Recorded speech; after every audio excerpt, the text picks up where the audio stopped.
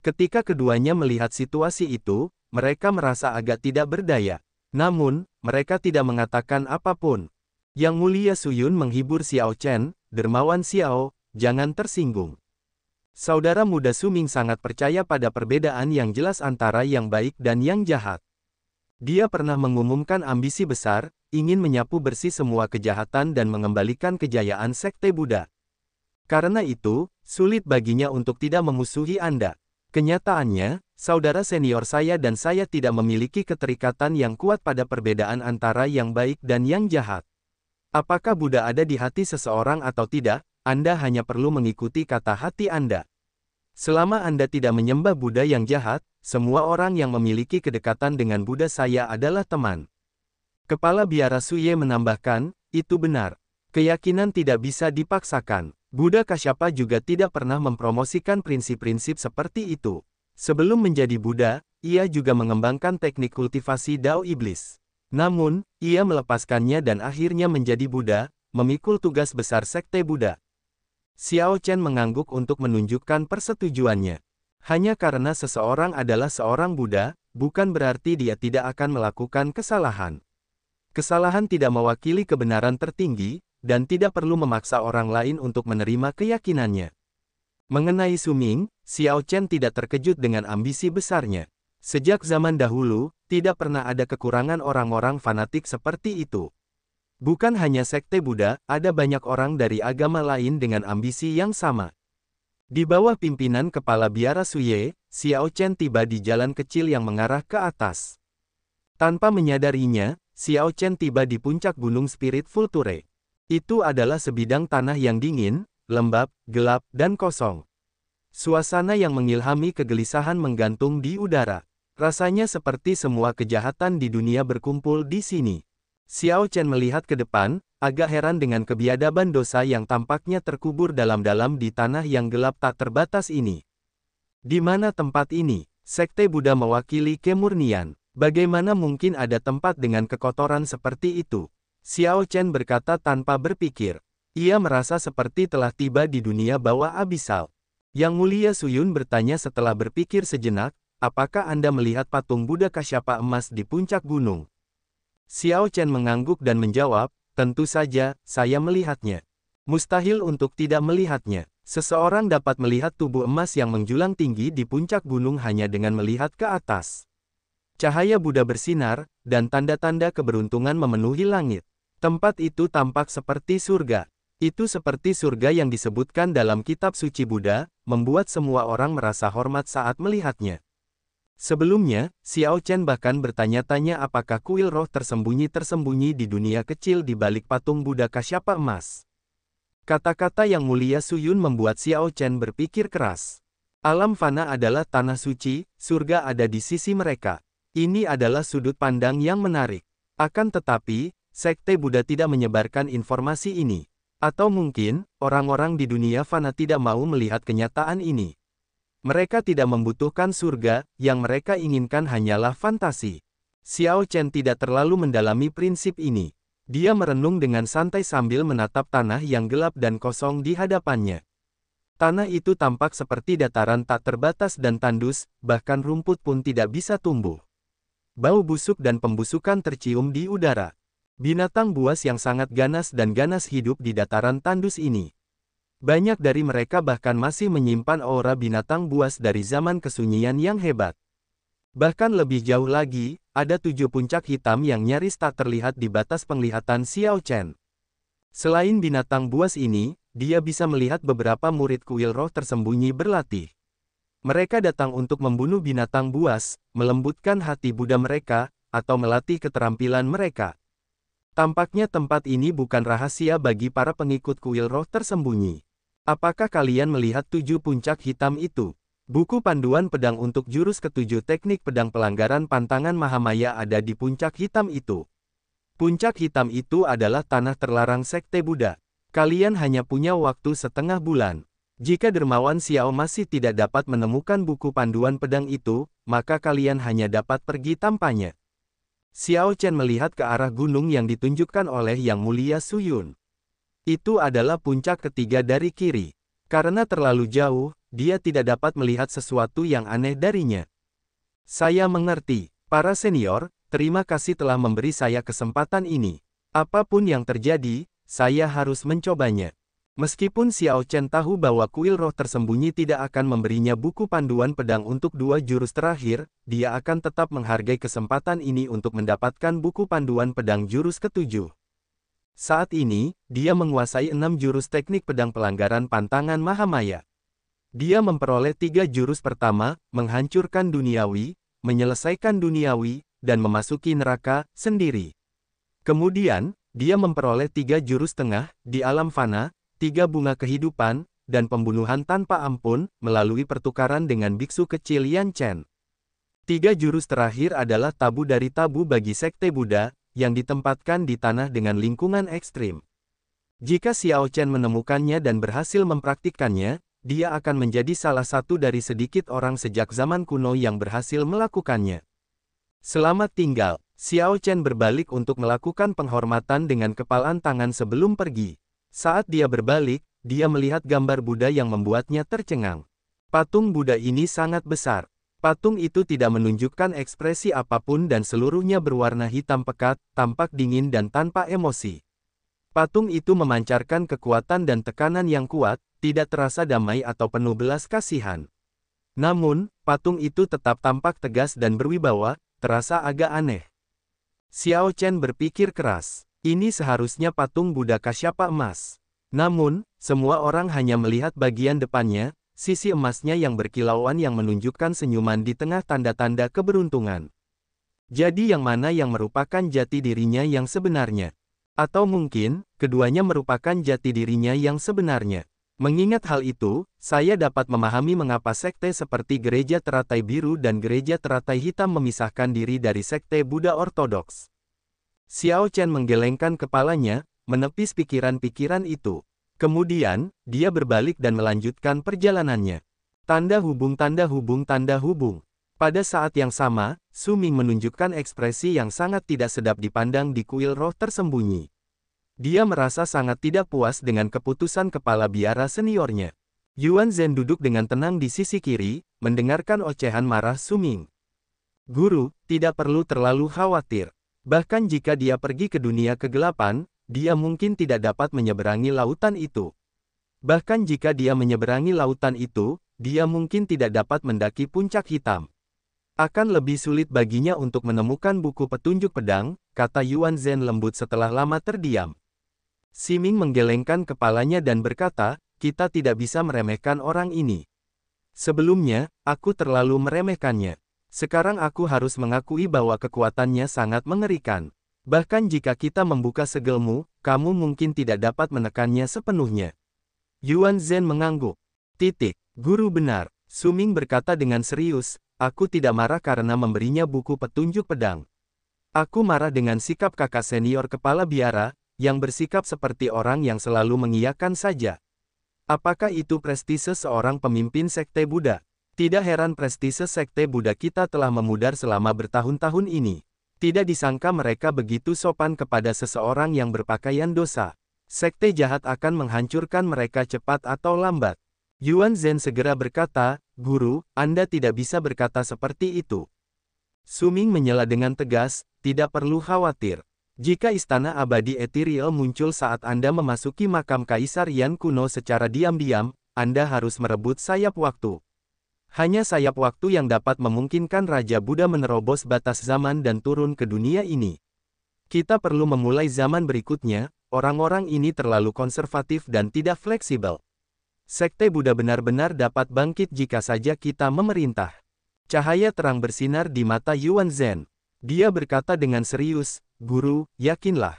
Murid akan melakukan yang terbaik untuk membiarkan Raja Buddha turun ke dunia. Su Ming menatap Yuan Zhen dengan senyum puas. Sepertinya aku benar memilihmu. Tanda hubung, tanda hubung, tanda hubung. Xiao Chen pernah tinggal di Abyssal Underworld selama beberapa bulan, jadi dia sudah sangat akrab dengan lingkungan yang gelap dan kotor. Selain itu, dia berlatih teknik kultivasi Dao Iblis. Saat ini, dia bisa mengganti laut energi ilahinya sesuka hatinya. Oleh karena itu, dia tidak merasa tidak nyaman di lingkungan ini. Namun, meskipun puncaknya bisa dilihat, seekor kuda akan kelelahan jika berlari ke sana. Meskipun 7 puncak hitam tampak dekat, Xiao Chen masih belum tiba setelah berjalan selama 7 hari. Selain itu, puncaknya masih tampak jauh. Perjalanan itu tidak sulit, namun, binatang buas yang sesekali ditemui Xiao Chen membuatnya pusing. Semakin jauh Xiao Chen pergi, semakin kuat binatang buas itu. Sementara itu, Xiao Chen bertemu dengan beberapa murid kuil roh tersembunyi. Ketika dia mencoba berkomunikasi dengan mereka, dia mendapatkan hasil yang mengejutkan. Murid-murid ini tidak melihat Xiao Chen sebagai orang luar, memberitahunya tentang situasi tempat ini. Misalnya, 7 puncak hitam itu tabu. Bahkan yang terkuat di antara mereka hanya bisa sampai ke lautan kepahitan dan melihat 7 puncak hitam dari jauh. Mereka tidak bisa pergi lebih jauh lagi. Selain itu, tidak ada yang bisa mengatakan seberapa jauh lautan itu membentang. Ada yang mengatakan 50.000 kilometer, ada yang mengatakan 500.000 kilometer, ada yang mengatakan 5 juta kilometer, dan ada yang mengatakan seseorang harus berjalan selama setahun untuk menyeberang. Terlepas dari jawabannya, Xiao Chen bahkan belum pernah melihat laut itu, jadi puncak hitam itu pasti lebih jauh lagi. Tempat ini memiliki tekanan yang sangat kuat pada domain Dao. Hukum ruang dan waktu berbeda di sini.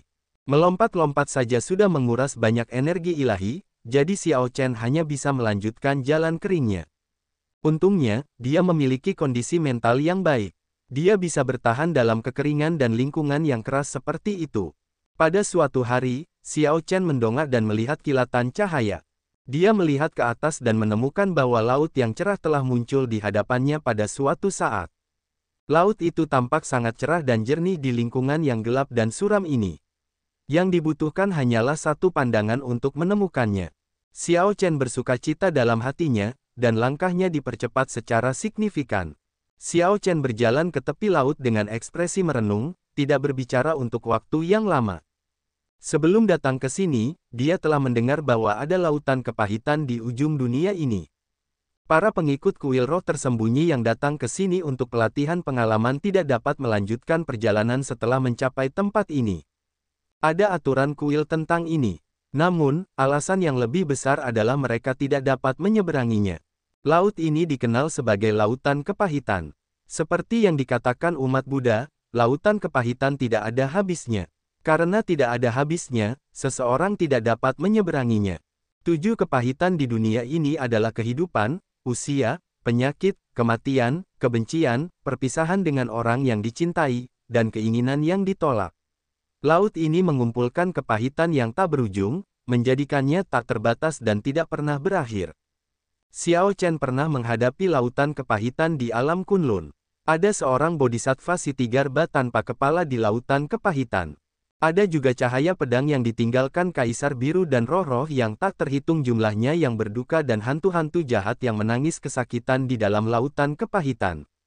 Jadi, Xiao Chen tidak asing dengan lautan kepahitan.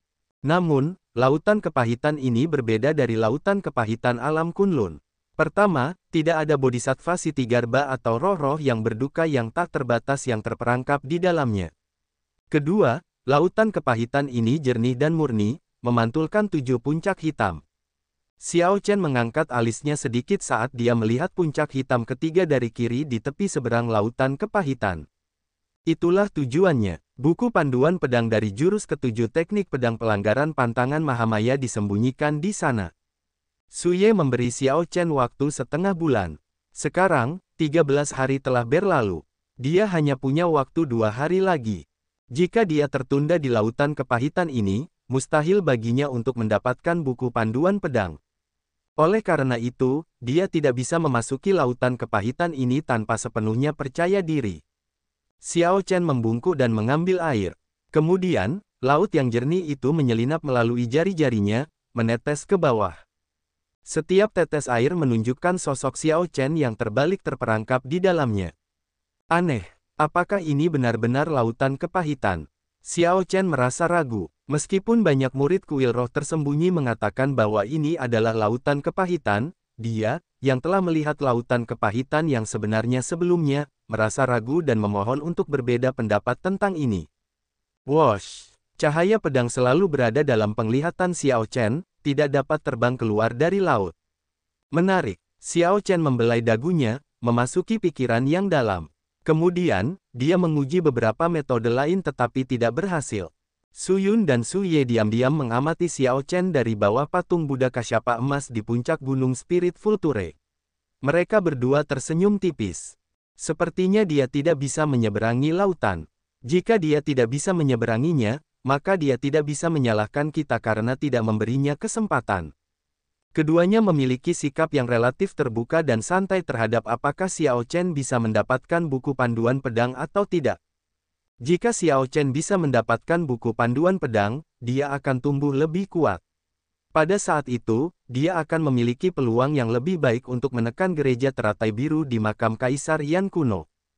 Jika Xiao Chen tidak dapat menemukan salinan buku panduan pedang, itu tidak akan menyebar keluar dari sekte Buddha. Bagi kuil roh tersembunyi, ada manfaatnya dengan cara apapun. Sayangnya, Su Ming tidak dapat memikirkan hal ini. Tepat ketika keduanya menyimpulkan bahwa Xiao Chen tidak dapat menyeberangi lautan ini, dia mengambil langkah dan berjalan dengan tenang. Aneh, dia mengetahuinya. Tidak mungkin secepat itu, kan? Su Yun dan Su Ye menunjukkan sedikit keterkejutan, merasa agak terkejut. Mungkinkah Xiao Chen akan menjadi orang pertama dalam beberapa milenium terakhir yang mendaki puncak hitam? Xiao Chen berjalan ke tengah laut dengan ekspresi tenang, melangkah selangkah demi selangkah. Sepanjang jalan, perasaan pahit muncul di hatinya. Kepahitan yang dirasakannya dalam beberapa tahun terakhir memenuhi pikirannya. Ini terutama terjadi pada sosok Liu Ruyue, bergerak seperti hantu. Dia tidak bisa mendapatkan apa yang diinginkannya, rasa sakit berpisah dari orang yang dicintainya tak terlukiskan. Rasa sakit yang hebat membuat pikiran seseorang hampir runtuh. Tidak heran tidak ada yang bisa melewatinya. Seseorang harus menanggung kepahitan yang dapat menyebabkan seseorang hancur dengan setiap langkah. Siapapun akan memilih untuk kembali. Pantai itu ada di sana jika seseorang berbalik. Namun, pantai ini bukanlah pantai di sisi lain, itu adalah titik awal. Xiao Chen melihat ke bawah. Air laut masih tampak jernih dan bersih, memantulkan 7 puncak hitam. Semuanya tampak normal, namun, pantulan Xiao Chen tidak muncul di air. Ini membuat Xiao Chen memikirkan sosok-sosok yang terperangkap terbalik di tetesan air dari sebelumnya. Saat itu, setiap tetes air memiliki sosoknya yang terbalik di dalamnya. Namun, bayangannya tidak terlihat di seluruh lautan. Kemudian, Xiao Chen berpikir tentang bagaimana banyak murid kuil roh tersembunyi mengutip jarak yang berbeda untuk lautan kepahitan. Xiao Chen sudah mengerti, ini bukanlah lautan kepahitan tetapi lautan yang ada di hati setiap orang. Ini adalah lautan yang terbuat dari semua kepahitan di hati seseorang. Untuk mencapai puncak hitam, seseorang harus bisa keluar dari lautan kepahitannya sendiri. Itu akan menjelaskan mengapa setiap tetesan air memiliki bayangan Xiao Chen yang terperangkap di dalamnya, tetapi seluruh lautan tidak. Ini karena lautan itu adalah dirinya sendiri. Bagaimana bisa memantulkannya? Mereka yang tidak dapat menyeberang tidak dapat memahami hal ini. Mereka tidak dapat memahami bahwa mereka terjebak dalam ilusi, terperangkap dalam lautan kepahitan di hati mereka. Sekarang setelah Xiao Chen mengetahui hal ini, akan mudah untuk menyeberang. Mengenai cara untuk mematahkannya, Xiao Chen harus menutup matanya dan memeriksa hatinya. Ketika dia melihat lautan di dalam hatinya, dia secara alami dapat menyeberanginya. Xiao Chen tidak berada di lautan kepahitan fisik. Itu hanya ilusi, menjebaknya di lautan kepahitan di dalam hatinya. Wosh! Ketika Xiao Chen membuka matanya, dia mendapati dirinya sudah berada di kaki puncak hitam. Dia melihat ke belakang dan melihat patung Buddha yang tidak jelas dan tanpa ekspresi di kejauhan. Xiao Chen tersenyum tipis, tahu bahwa dia telah menyeberangi lautan kepahitan. Sekarang, dia menilai sekelilingnya lagi. Setelah memastikan bahwa dia berada di kaki puncak hitam ketiga dari kiri, dia merasa rileks. Bunga-bunga bermekaran di kaki gunung. Tak disangka bunga-bunga langka dan indah seperti itu tumbuh di tanah penuh dosa ini. Ini adalah bunga roh darah. Xiao Chen merasa sedikit tercengang.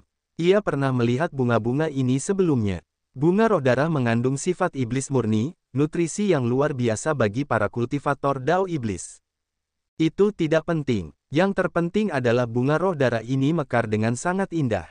Bunga roh darah ini telah ada setidaknya selama 10.000 tahun. Ketika Xiao Chen melihat sekeliling, ia melihat tanaman serupa ada di mana-mana di sekitar puncak hitam itu. Bunga roh darah di kaki gunung hanyalah keberadaan yang biasa-biasa saja di sini. Gunung harta karun. Xiao Chen bergumam pada dirinya sendiri, sangat bersukacita. Karena ia berkultivasi ganda menjadi benar dan iblis, ia dapat dengan bebas mengubah energi ilahinya. Baik itu energi spiritual energi ilahi atau energi ilahi ki iblis, tidak ada perbedaan baginya.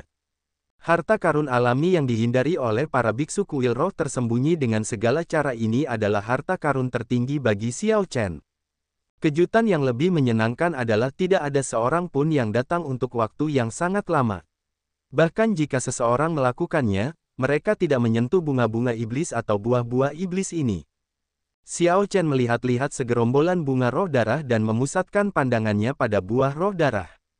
Bunga roh darah sangat langka, namun, lebih jarang lagi bagi mereka untuk berbuah. Tidak mudah untuk mendapatkan buah roh darah. Hari ini, Xiao Chen melihat buah roh darah dengan menyapu sekelilingnya. Dia tidak repot-repot memetik bunga roh darah berusia 10.000 tahun yang dianggap sebagai harta karun tertinggi oleh para kultivator Dao Iblis lainnya.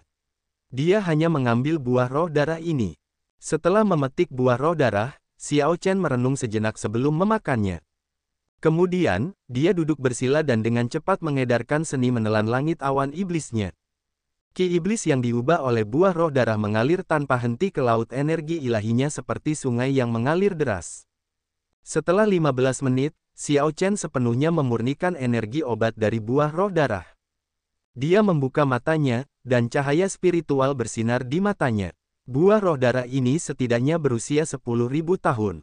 Dengan ini, kultivasinya telah meningkat 10%. Xiao Chen sudah menjadi kaisar penguasa dua Vena. Namun, kultivasinya meningkat 10% dalam 15 menit. Seberapa mengerikan ini? Namun, ketika dia melihat bunga iblis dan buah iblis tumbuh di seluruh puncak, dia merasa bahwa peningkatan seperti itu tidak seberapa. Jika dia menyerap semuanya, dia bisa maju dengan cepat ke kaisar penguasa tiga Vena. Bahkan jika aku tidak menemukan buku panduan pedang dalam perjalanan ini, aku sudah memperoleh banyak hal. Xiao Chen berdiri sambil tersenyum tipis.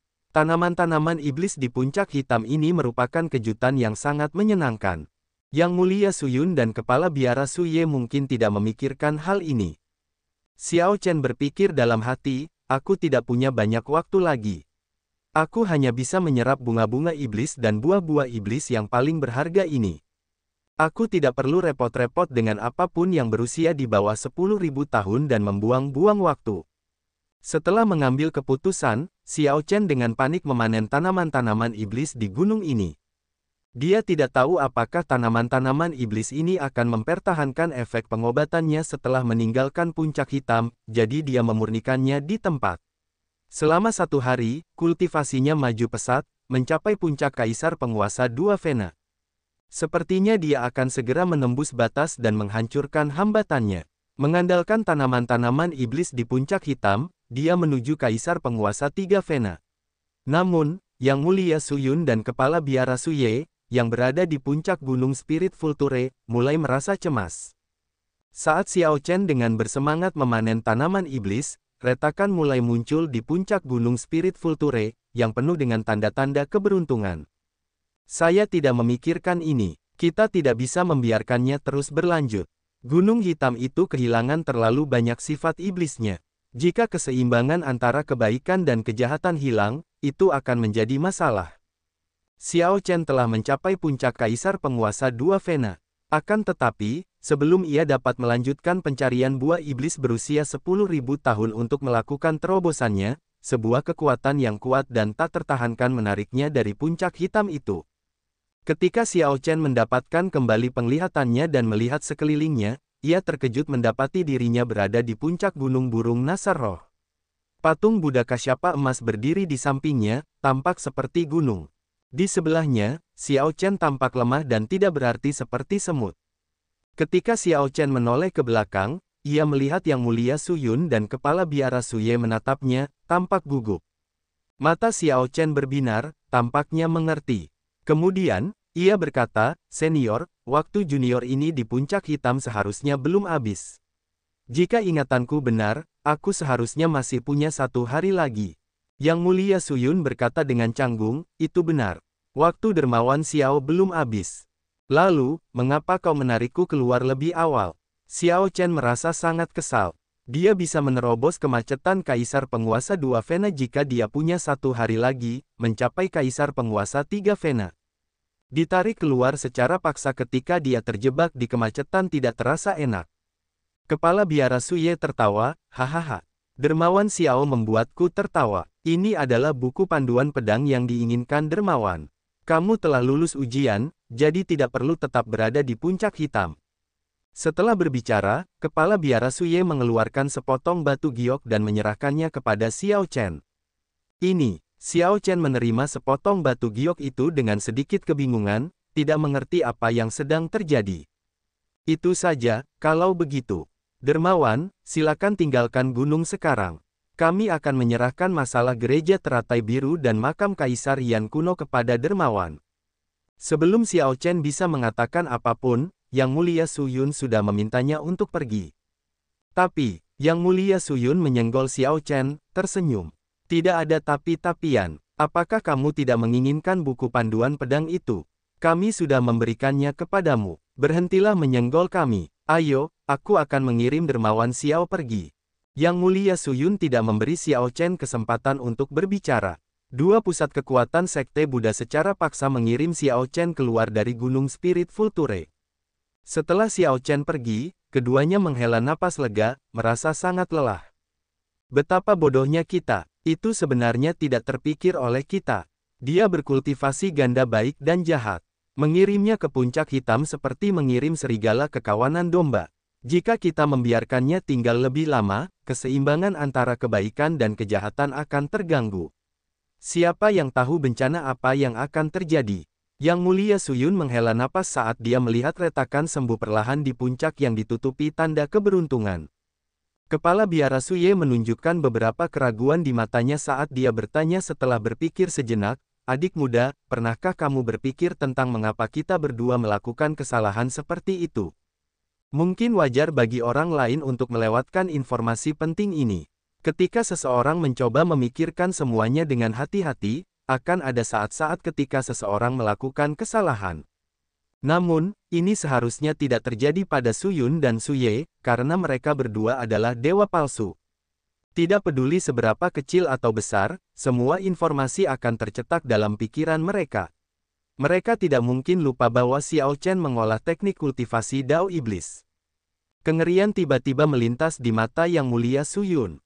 Dia berkata, "Mungkinkah dia telah menembus batas-batas kultivasi ganda yang benar dan jahat, dan itu menyebabkan kita melupakannya yang berkultivasi ganda?" Semakin jauh seseorang berkultivasi ganda yang benar dan jahat, semakin sulit jadinya.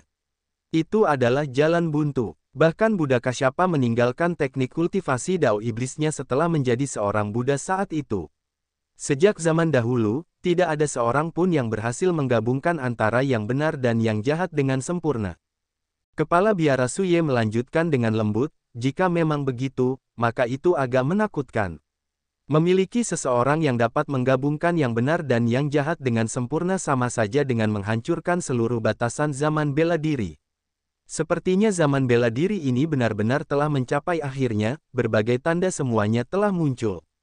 Kedua pembangkit tenaga dewa palsu dari Sekte Buddha tampak agak khawatir, menunjukkan ekspresi serius. Tanda hubung, tanda hubung, tanda hubung. Xiao Chen, yang telah meninggalkan gunung, merasa bingung saat memegangi lempengan batu giok. Mengapa mereka baru saja memberiku buku petunjuk teknik pedang pelanggaran pantangan Mahamaya? Mereka berdua seharusnya tidak seperti ini. Jika mereka berdua ingin memberiku buku petunjuk pedang, mereka bisa melakukannya sejak awal. Kepala biara Suye tidak akan membuatku berpetualang di dunia gelap. Saat itu, mereka jelas ingin bersikap, "Bukannya kami tidak ingin memberimu buku petunjuk pedang. Kami memberimu kesempatan, tetapi kamu tidak berhasil mendapatkannya, jadi kamu tidak bisa menyalahkan kami. Namun, ketika kultivasiku maju dengan pesat, hampir menembus batas, mereka berdua menarikku keluar dan memasukkan buku panduan pedang ke tanganku. Kemudian, mereka mengusirku dari gunung tanpa alasan apapun. Aneh. Xiao Chen menggelengkan kepalanya dan berhenti berpikir. Meskipun dia tidak berhasil menembus hambatan Kaisar Penguasa Dua Vena, dia mendapatkan pertemuan yang tidak terduga entah dari mana. Ini memungkinkannya untuk mencapai puncak Kaisar Penguasa Dua Vena dan menerima buku panduan pedang. Apapun yang terjadi, dia mendapat banyak keuntungan dalam perjalanan ke kuil roh tersembunyi ini. Sudah waktunya untuk kembali ke paviliun hujan berkabut. Sekitar setengah bulan telah berlalu. Aku ingin tahu bagaimana keadaan mereka setelah kekacauan besar itu. Xiao Chen bergumam pada dirinya sendiri dan bersiap untuk bergegas kembali ke paviliun hujan berkabut. Tepat pada saat ini, sebuah sosok melintas terus-menerus di udara sebelum mendarat dengan kuat di hadapan Xiao Chen. Dermawan Xiao, aku yakin kau baik-baik saja. Orang itu berbalik. Itu adalah Yuan Zhen yang misterius yang sudah lama tidak dilihat Xiao Chen. Berdasarkan apa yang dikatakan Su Yun dan Su Ye, mereka tidak tahu bahwa Yuan Zhen telah memperoleh kunci istana abadi ethereal. Orang ini agak misterius. Aku baik-baik saja. Saudara Yuan Zhen, mengapa kau ada di sini? Xiao Chen menjawab dengan santai tetapi tetap waspada, diam-diam memindai area tersebut dengan indera spiritualnya. Haha, Saudara Xiao, tidak perlu terlalu gugup. Tidak ada yang berani menyentuh dermawan Xiao di kaki Gunung Spirit Vulture. Selain itu, semua orang di ibu kota kekaisaran sudah tahu bahwa kau adalah tamu pangeran ke-9. Siapa yang berani menyentuhmu? Yuan Zhen tertawa, matanya sedikit menyipit. Xiao Chen berpikir, persaingan untuk menjadi tamu pangeran seharusnya telah mencapai fase paling sengitnya dalam setengah bulan terakhir.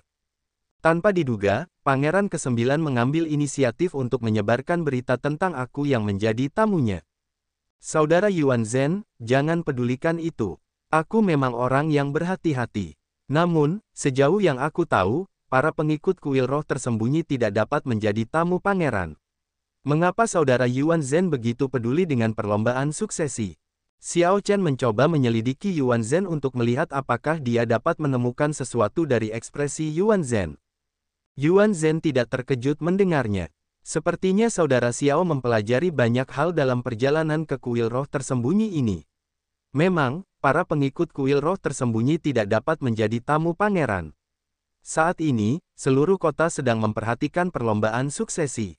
Hampir semua kaisar berdaulat yang berusia di bawah 500 tahun di seluruh alam seribu besar telah berkumpul di kota Yan. Aku yakin kamu juga sudah mengetahuinya. Setelah mencapai titik ini, Yuan Zhen berhenti sejenak.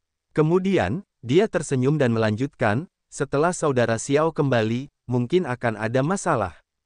Persaingan untuk menjadi tamu pangeran agak menakutkan. Terima kasih banyak atas pengingatnya. Aku ingin tahu apakah teman-temanku di Misty Rain Pavilion masih baik-baik saja. Pihak lain tampaknya tahu banyak, jadi Xiao Chen bertanya tentang salah satu kekhawatirannya. Setelah pernikahan, pangeran pertama tidak dapat pulih dari kemunduran, yang mengakibatkan jatuhnya popularitas. Sekarang, ketiga pangeran kembali ke garis start yang sama. Mereka sibuk dengan perlombaan suksesi dan tidak dapat meluangkan waktu untuk hal lain. Selain itu, semua orang memperhatikan hubungan Dewa Pedang dengan Master Pavilion Su. Siapa yang berani menyentuh paviliun hujan berkabut? Xiao Chen menghela napas lega. Ini bagus. Namun, setelah berbicara begitu banyak, kamu masih belum mengatakan mengapa kamu ada di sini.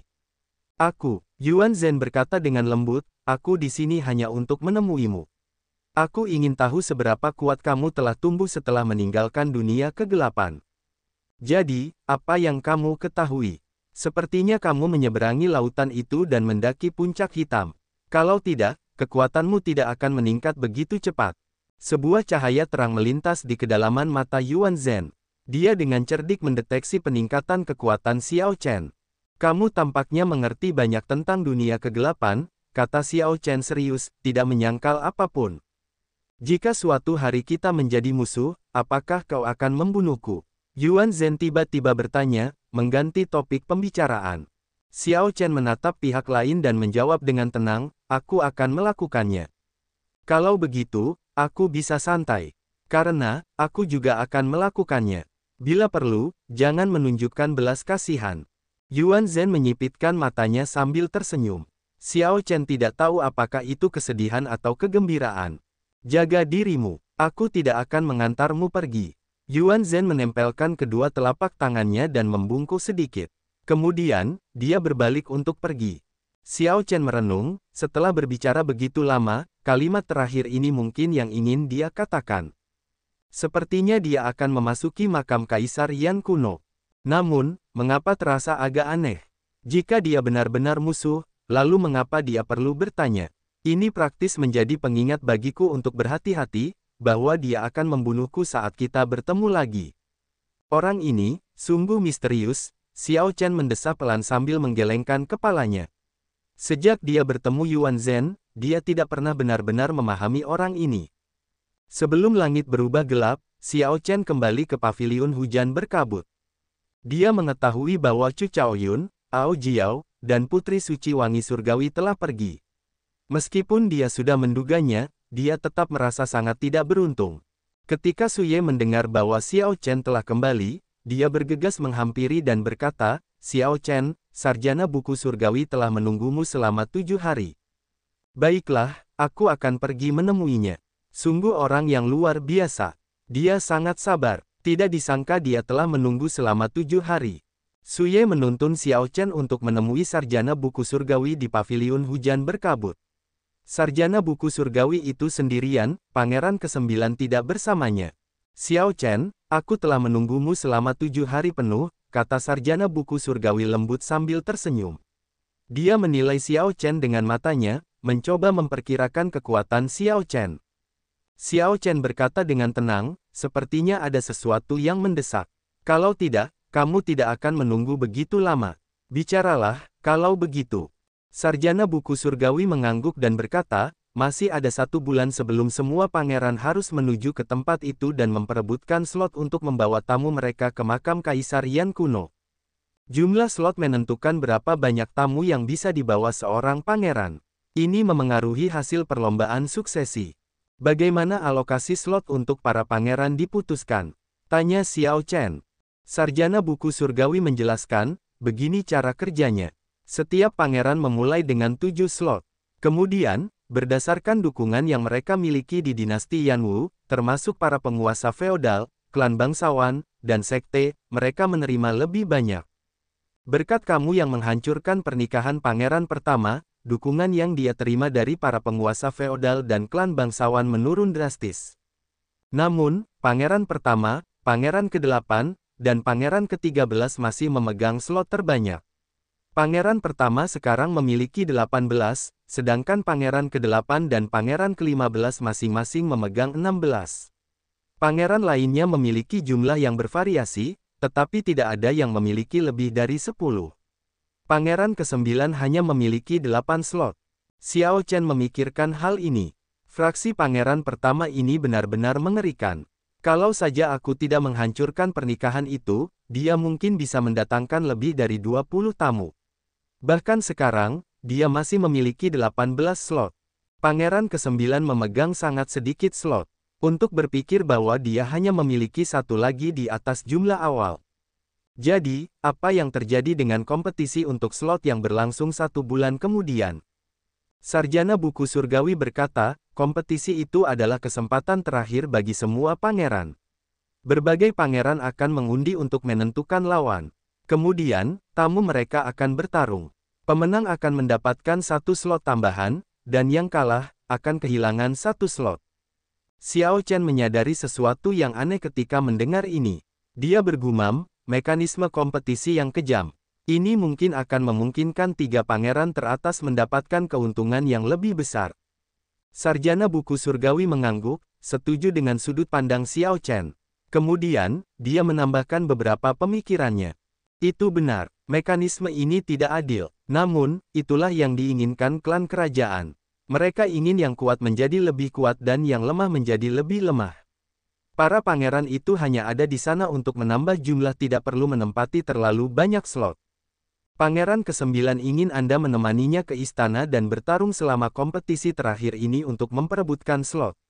Masalah ini sangat penting, tetapi saya tidak tahu kapan Anda akan kembali. Jadi, saya terus menunggu di sini, sarjana buku surgawi menjelaskan. Kemudian, dia menatap Xiao Chen, menunggu jawaban. Xiao Chen berpikir sejenak sebelum berkata, itu bukan masalah. Namun, jika saya menang, saya ingin menyimpan slot ini untuk diri saya sendiri. Sarjana buku surgawi sedikit mengernyit. Anda ingin membawa seorang teman ke makam Kaisar Yan kuno. Makam Kaisar Yan kuno adalah tanah pertemuan kebetulan dengan banyak warisan. Selama seseorang tidak sial, seseorang pasti akan mendapatkan sesuatu di sana. Ini sangat menarik bagi kaisar berdaulat, oleh karena itu semua kaisar berdaulat di zaman bela diri datang ke kota Yan saat ini. Slot ini bukan hanya slot, itu mewakili lebih dari itu. Sarjana buku surgawi berkata, saya dapat menjanjikan ini kepada Anda atas nama Pangeran ke-9.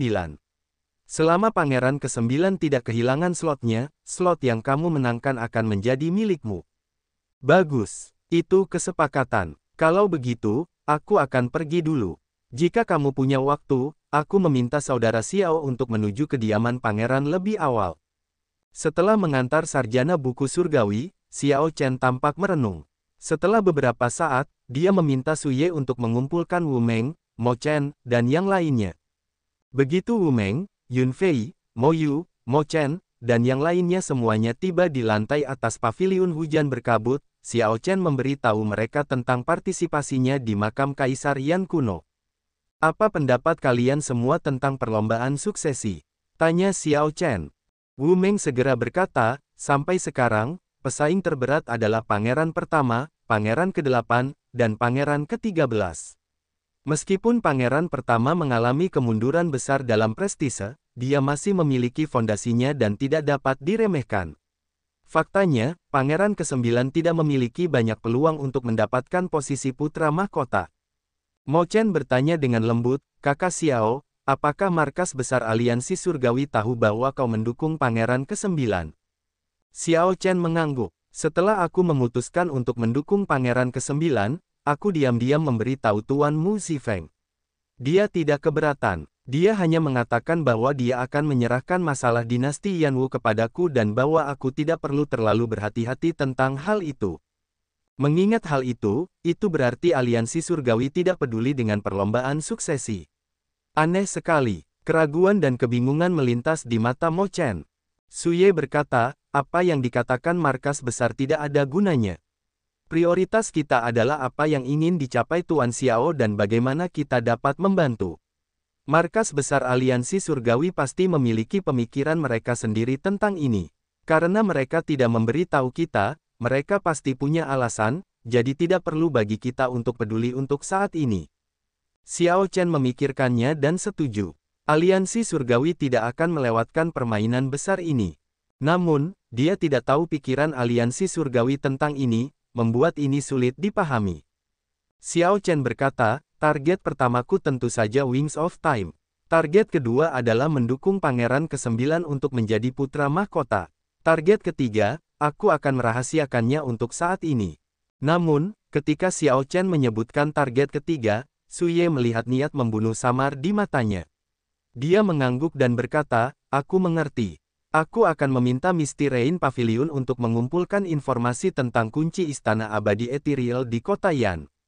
Semua asosiasi pedagang bawahan aliansi surgawi akan sepenuhnya mendukung Pangeran ke-9 juga, membantunya merekrut tamu yang lebih kuat. Xiao Chen mengangguk sedikit. Kaisar berdaulat yang datang untuk berpartisipasi tidak dapat dianggap sebagai ahli sejati.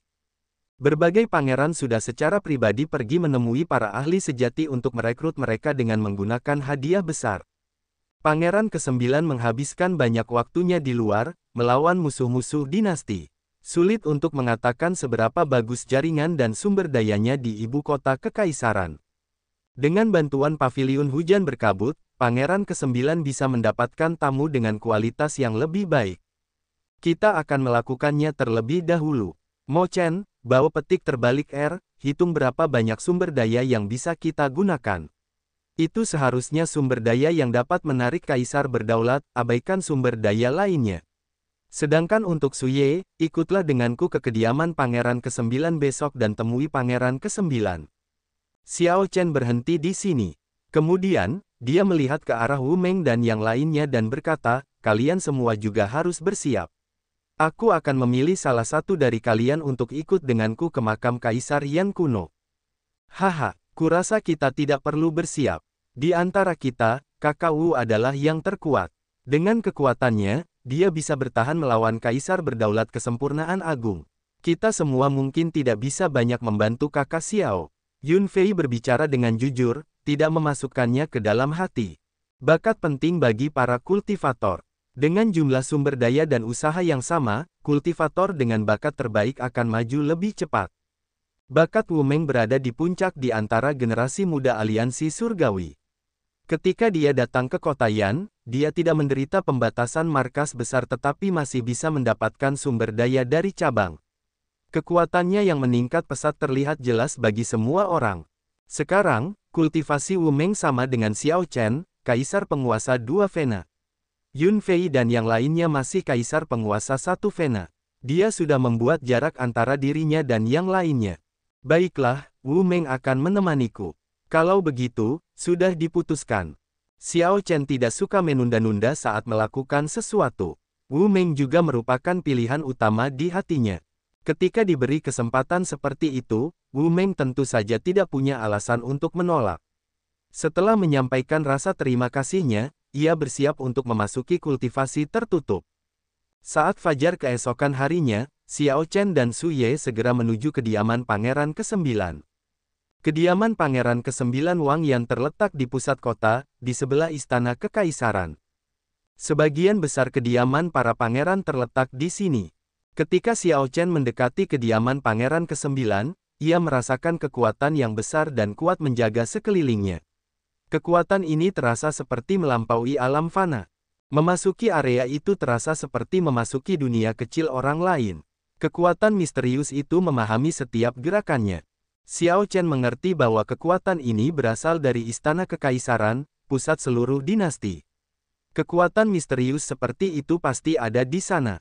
Tentu saja, karena kediaman para pangeran berada di sebelah istana kekaisaran, mereka juga menikmati perlindungan dari kekuatan ini.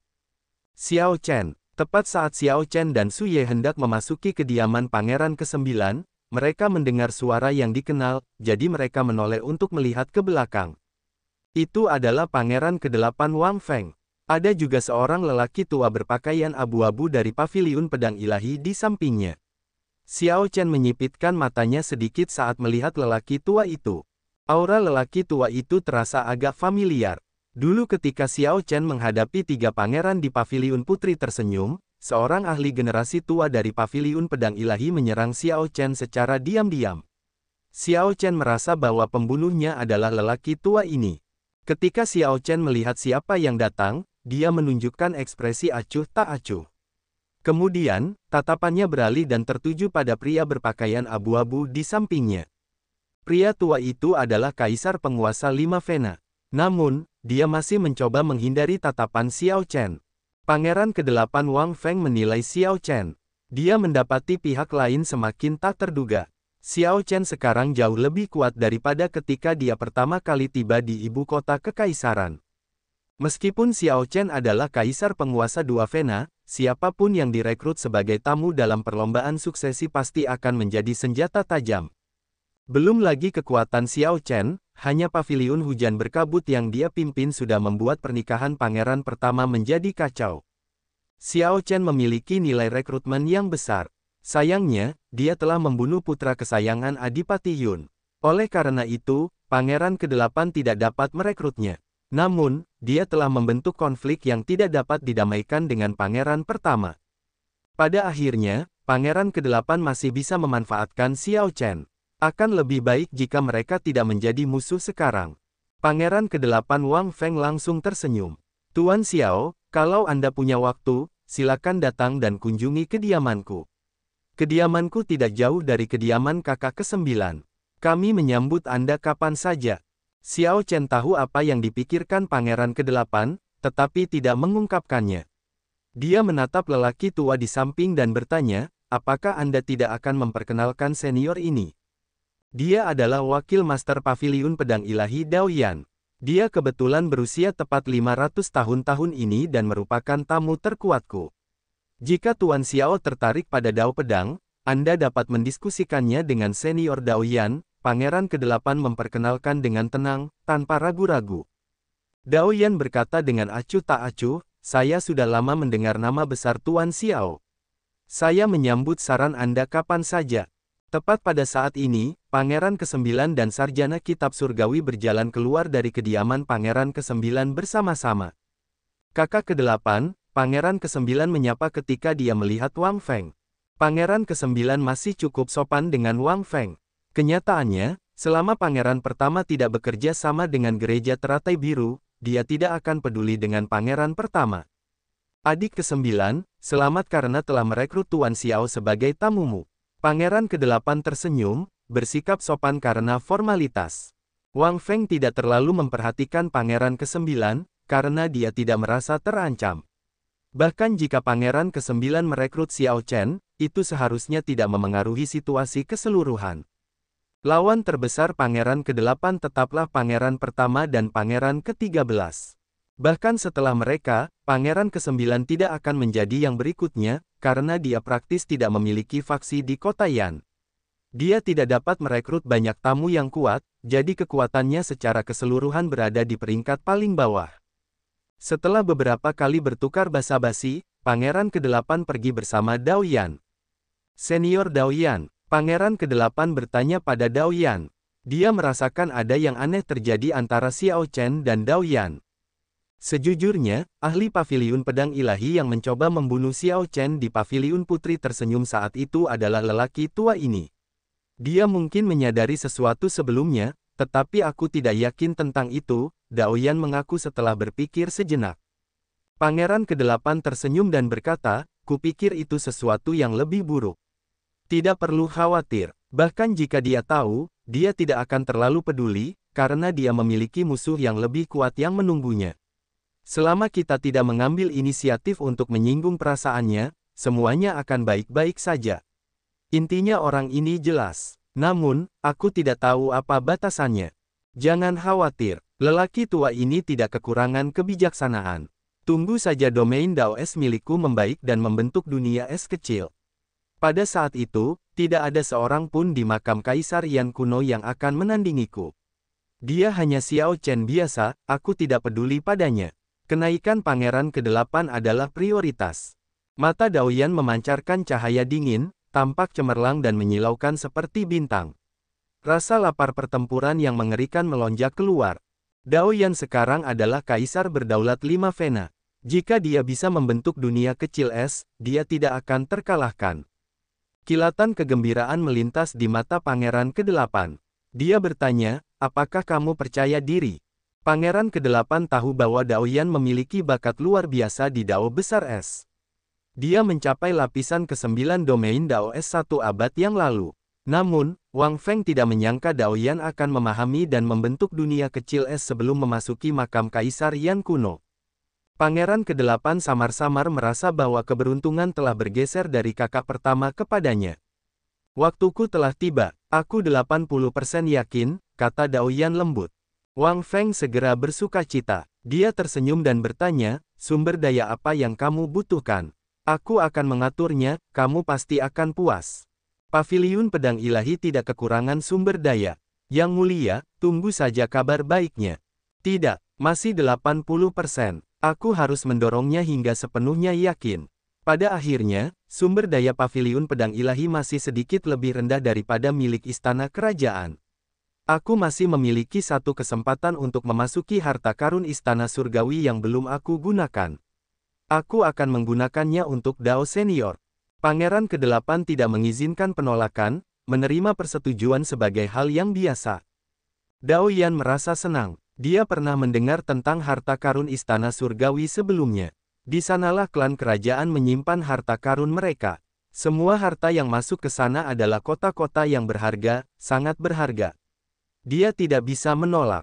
Kalau begitu, terima kasih banyak, Pangeran ke-8. Tidak masalah, kau menyanjungku. Ayo, kita pergi. Pangeran ke-8 merasa sangat gembira. Mereka segera mengubah arah menuju istana. Tanda hubung tanda hubung tanda hubung. Di depan kediaman Pangeran ke-9, Wang Yan dan sarjana buku surgawi berpikir keras saat mereka melihat Wang Feng dan Dao Yan pergi. Karena Xiao Chen tampak agak tertarik pada Dao Yan, Wang Yan berkata, "Itu Dao Yan. Dia adalah pewaris sejati Paviliun Pedang Ilahi 4 abad yang lalu. Sebelum mencapai usia 500 tahun, dia menjadi wakil Master Paviliun Pedang Ilahi. Saat itu, dia adalah seorang jenius iblis yang mengguncang seluruh dinasti Yanwu. Dia tetap diam dan tersembunyi selama beberapa abad terakhir. Orang-orang hanya ingat bahwa dia baru saja mencapai usia 500 tahun ketika dia tiba-tiba muncul kembali baru-baru ini." Xiao Chen bertanya, "Apakah dia kuat?" "Ya, sangat kuat. Di antara semua tamu pangeran kali ini, kekuatan Dao Yan akan berada di peringkat 3 teratas, setidaknya. Yang lebih menakutkan adalah bahwa bakat luar biasa sekte memenuhi sisi kakak tertua ke-8. Semua sekte di dinasti Yanwu mendukungnya, jadi dia tidak perlu menghabiskan banyak sumber daya untuk merekrut tamu." Ketika membahas Wang Feng, Pangeran ke-9 harus mengakui kekuatannya secara keseluruhan. Sekte-sekte tersebut memiliki setidaknya 10.000 tahun warisan, mereka tidak akan kekurangan sumber daya. Wang Feng tidak hanya dapat menghemat sumber daya, tetapi sekte-sekte tersebut bahkan akan mendukungnya, mengirimkan bakat-bakat luar biasa kepadanya. Setelah pernikahan pangeran pertama hancur, dia tidak dapat lagi menekan pangeran ke-8 dengan kekuatan terang-terangannya dan kembali ke garis awal yang sama. Sarjana buku surgawi tersenyum dan berkata, "Jangan bicarakan ini untuk saat ini. Master Paviliun Su dan Tuan Xiao, silakan masuk dulu." Setelah memasuki kediaman dan membahas beberapa hal penting, Xiao Chen berkata dengan lembut, "Pangeran ke-9, selain dari kompetisi terakhir untuk memperebutkan posisi yang berlangsung 1 bulan lagi, saya masih memiliki sesuatu untuk didiskusikan." "Ada apa?" Wang Feng mengeluarkan suara terkejut, agak bingung. Xiao Chen berkata dengan lugas, "Xiao ini ingin Pangeran ke-9 bertarung untuk posisi putra mahkota." Wang Yan tersenyum dan berkata, "Tentu saja, aku berjuang untuk menjadi putra mahkota. Kalau tidak, mengapa aku harus mengundang tamu dan meminta Tuan Xiao untuk membantuku memperjuangkan posisi tambahan? Bukankah itu hanya membuang-buang waktu? Kau masih tidak mengerti apa yang kumaksud. Aku ingin kau berjuang sepenuh hati untuk menjadi putra mahkota, untuk naik tahta Kaisar Yan. Tidak seperti sekarang, hanya mengikuti arus hanya karena istana abadi yang halus, dengan enggan memasuki makam Kaisar Yan kuno untuk menyerang pangeran pertama." Xiao Chen langsung menghancurkan tipu daya Wang Yan. Pangeran ke-9 tidak pernah benar-benar berpikir untuk menjadi putra mahkota. Ketika dia berbicara tentang Dao Yan di pintu masuk sebelumnya, jelas bahwa dia tidak memiliki ambisi. Pangeran ke-8 adalah pesaing yang kuat, tetapi Pangeran ke-9 tidak peduli sama sekali, tidak menunjukkan rasa urgensi. Ekspresi Wang Yan berubah. Saat dia melihat Xiao Chen, dia berkata, "Haha. Sepertinya aku salah menilaimu. Xiao Chen, kamu hanya orang yang materialistis. Kamu menyetujui permintaanku hanya karena kamu mencoba memperjuangkan keuntungan." Xiao Chen memotongnya, mencibir, "Salah menilaiku. Apakah kamu sebelumnya merasa aku acuh tak acuh terhadap imbalan duniawi, orang yang setia? Meskipun aku berkultivasi ganda sebagai orang benar dan jahat, aku tidak akan memiliki banyak ambisi. Bahwa aku tidak akan menyebabkan kerusakan pada dinasti jika kamu membiarkanku masuk ke makam Kaisar Yan kuno." Suasana tiba-tiba berubah, membuat sarjana buku surgawi terkejut. Dia dengan cepat berkata, "Xiao Chen, bukan itu yang dimaksud Pangeran ke-9. Jangan berbicara untuknya. Dulu saat aku bertemu denganmu, aku tidak benar-benar pergi. Aku mendengar semua yang kau dan Pangeran ke-9 katakan, bahwa aku bukanlah pilihan idealnya. Dia tidak dapat menemukan orang lain, memilihku karena tidak punya pilihan. Jika memungkinkan, dia akan memilih orang yang murni dari Dao yang benar, benarkan?" Xiao Chen menatap lurus ke arah Pangeran ke-9 dengan tenang. Ekspresi sarjana kitab surgawi dan Pangeran ke-9 langsung berubah, mereka tidak tahu bagaimana menjawab. "Kau tidak punya apa-apa untuk dikatakan. Kalau begitu, biarkan aku bicara. Aku tahu sejak awal mengapa kau mencariku. Aku tidak keberatan dengan kecurigaanmu. Selama kau cukup membantuku, itu sudah cukup. Aku juga tidak peduli siapa yang menjadi kaisar Yan, apa hubungannya itu denganku. Xiao Chen melanjutkan tanpa jeda, namun, aku telah menjalin dendam dengan pangeran pertama, di mana kita akan bertarung sampai mati. Jika kau masih akan bersikap pengecut, apa nilaimu bagiku? Mengapa aku harus berpihak padamu? Jika pangeran pertama naik tahta, aku akan kesulitan lolos dari kematian. Aku harus melarikan diri jauh dari dinasti Yanwu. Aku tidak keberatan jika aku sendirian. Namun, aku masih punya teman. Master Pavilion Su pasti tidak bisa pergi. Kepala asosiasi pedagang bawahanku juga tidak bisa pergi. Apa yang akan mereka lakukan? Aku, Xiao Chen, tidak bisa menerimanya jika bahkan satu dari mereka mati. Ketika Xiao Chen mengucapkan kata mati, dia agak kehilangan kendali atas emosinya. Dia menatap pangeran ke-9 dan berkata dengan cemberut, aku akan mengatakan sesuatu yang tidak menyenangkan. Jika Anda memiliki status pangeran ke-8 atau pangeran ke-13, apakah Wang Fei berani menyentuh keponakanku yang sedang belajar? Apakah keponakanku yang sedang belajar akan mati dengan kematian yang begitu salah? Yah, aku, Xiao Chen, memang materialistis. Apakah kamu puas? Melihat Xiao Chen tampaknya kehilangan kendali atas emosinya, Su Ye segera mengulurkan tangan dan memegang tangannya, menenangkannya dengan tenang. Saat itu, Su Ye dan Xiao Chen lah yang bergegas keluar kota. Dia paling tahu bahwa Xiao Chen tidak pernah melupakan kematian Ling Yu. Saat itu, kematian Ling Yu memberikan pukulan psikologis yang sangat besar baginya, jauh lebih besar dari yang dibayangkan kebanyakan orang. Xiao Chen tidak mengatakan apapun, tidak ingin membuat siapapun khawatir. Namun, ketidakberdayaan dan kemurungannya tidak pernah hilang. Setiap hari berlalu, itu berlipat ganda 100 kali lipat. Aku, pangeran ke-9 merasa agak takut ketika melihat ekspresi Xiao Chen. Selama dia mengenal Xiao Chen jarang sekali meluapkan amarahnya. Tidak peduli seberapa marahnya Xiao Chen, dia biasanya tidak akan menunjukkannya di wajahnya. Dia akan selalu tampak tidak terpengaruh, tidak terduga. Namun, ketika Xiao Chen menunjukkan amarahnya, aura yang dipancarkannya tampak sangat mengintimidasi.